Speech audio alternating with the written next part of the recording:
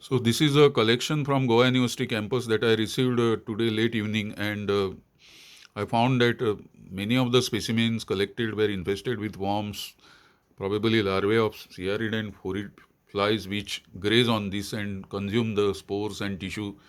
And in the process, they completely liquefy the mushroom, and then it decays and produces a fermenting type of smell.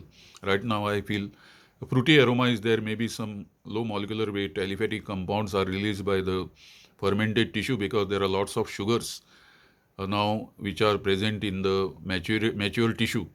Now the point is that this state of decay of Termitomyces, there is hardly any literature on that, and that's why I decided to give a clear look to it, because this is the food reservoir of unknown number and diversity of the various types of species in the local ecosystem. We don't even know the nature, identification, and diversity of the species. We only know that these are the type of larvae which come out. People don't like them.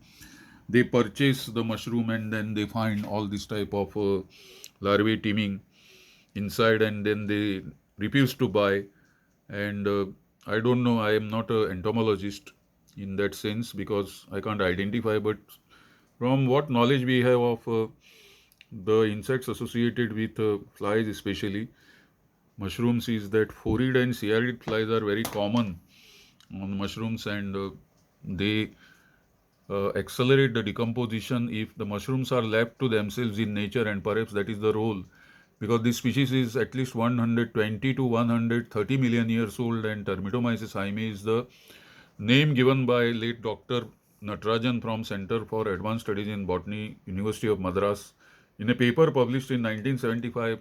Before that, I have no idea with what name the species was being recognized by the people who collect and consume this.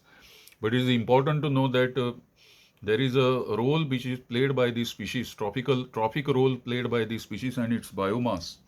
I have another one here. As it decomposes and releases large number of nutrients, because we study wood decomposition, we study litter decomposition, but we hardly study mushroom decomposition and its final stages, and we hardly do any spectroscopic or chromatographic or any type of bioanalytical work to know what happens to this biomass at the very final stage.